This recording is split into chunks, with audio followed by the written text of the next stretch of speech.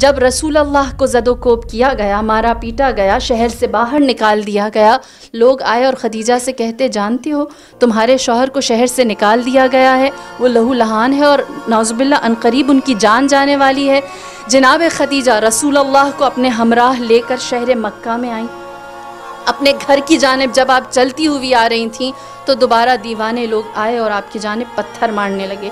جناب خدیجہ یہ اس زمانے کی خاتون تھی جہاں آپ سب جانتے ہیں عورت کی وقعت کیا تھی، اونٹ پر قربان ہو جاتی تھی 100 عورتیں۔ ایک سرخ اونٹ کی قیمت کیا تھی؟ 100 عورتیں بطور کنیز۔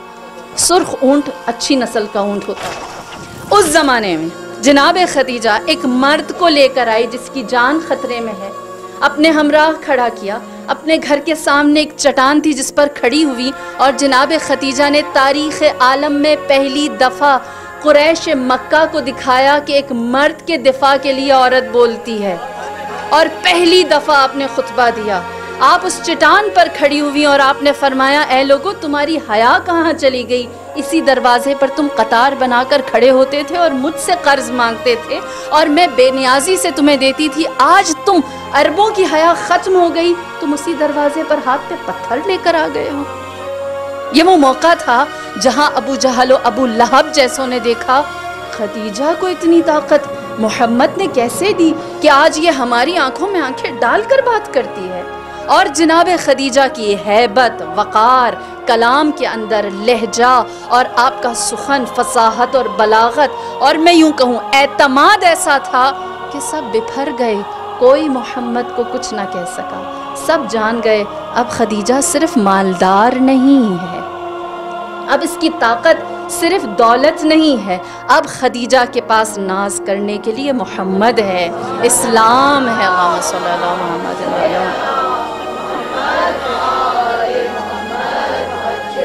اور اس کا اعتماد اب وہ مال و دولت کی بنیاد پر نہیں، لہٰذا عورت پہلی دفعہ سامنے طاقتور ہو کر آئی۔ قریش مکہ جان گئے کہ اب یہ وہ عورت نہیں رہی۔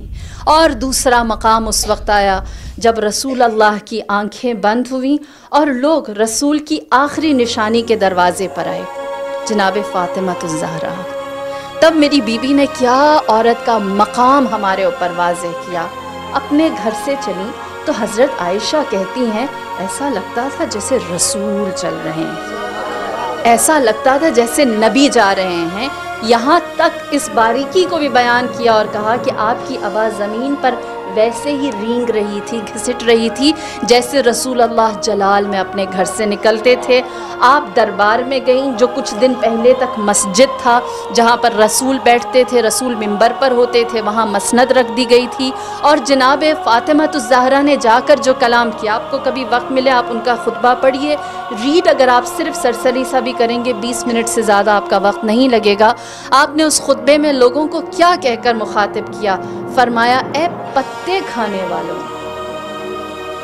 ایک جوہر پانی کے پیچھے ایک دوسرے کی خون کے پیاسے لوگوں، اپنی عورتوں کی عزت حرمت نہ جاننے والوں، تہذیب سے آری، تمہیں تمیز میرے باپ نے سکھائی تھی، تمہیں حلال و حرام میرے بابا نے تعلیم دیا تھا، تمہیں بندگی کرنا انہوں نے سکھایا تھا، تم تہذیب سے دور تھے اور تمہیں انسانیت انہوں نے تعلیم دی تھی۔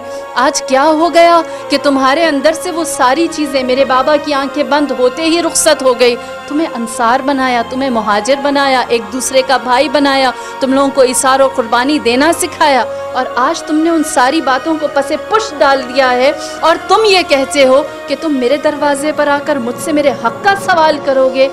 یہ وہ لمحہ تھا جہاں پر اس مسند پر بیٹھے ہوئے لوگ یہ سمجھ گئے تھے کہ گرچہ پورے شہر میں تنہا کر دی گئی ہو لیکن اس کو پتہ ہے حق بیان کیا جاتا ہے باطل کے دربار میں کھڑے ہو کر۔